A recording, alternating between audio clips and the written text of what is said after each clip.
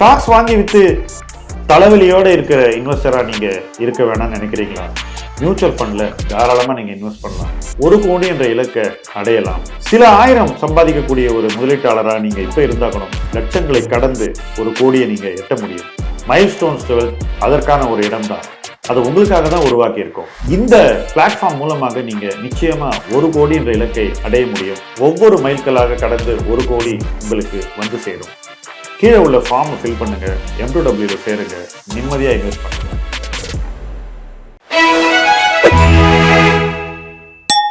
So 10Xங்கிறது பிடிலைட்டில் 2009 ஒரு குறுகிய காலகட்டத்தில் நடந்தது. ஏஷியன் பெயிண்டில் நடந்தது. இன்னும் எத்தனையோ ப்ளூ சிப்ஸில் அமைந்தது. இந்துஸ்தான் லீவரில் நடந்தது. எக்கச்சக்க ஃபார்மா கம்பெனியில் நடந்தது. அதே சந்தர்ப்பத்தில் 10Xங்கிறது பப்ளிக் செக்டர் ஸ்டாக்லேயும் நடந்தது, ப்ரைவேட் பேங்க்லேயும் நடந்தது, பல இடங்களில் இது நடந்தது.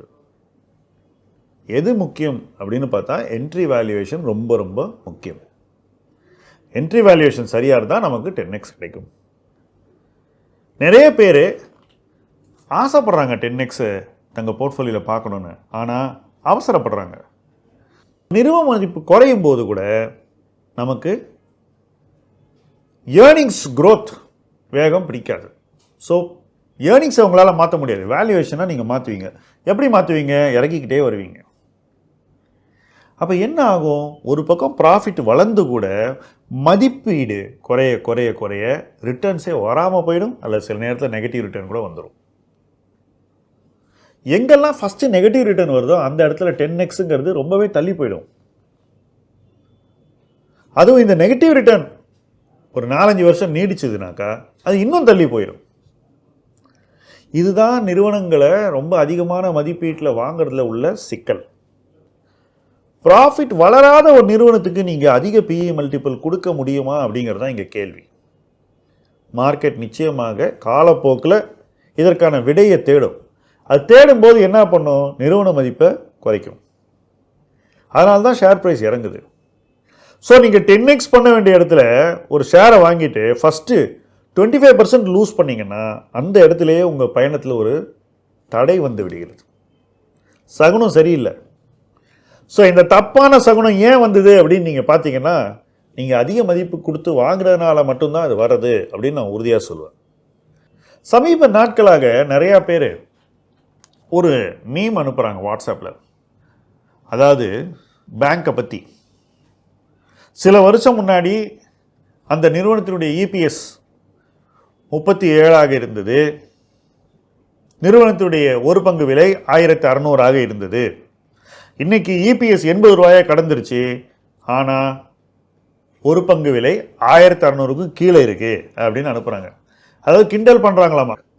ஆக்சுவலாக கலாய்க்கப்பட வேண்டியது அந்த இன்வெஸ்டர் தான். ஏன்னா எப்போ அவ்வளோ அதிக மதிப்பு இருந்ததோ அந்த இடத்துல சுதாரிச்சிருக்கணும். அதை விட்டுட்டு இப்போ மதிப்பு கம்மியாக வரும்போது அதை கலாய்க்கிறதெல்லாம் அபத்தம், முட்டாள்தனம்.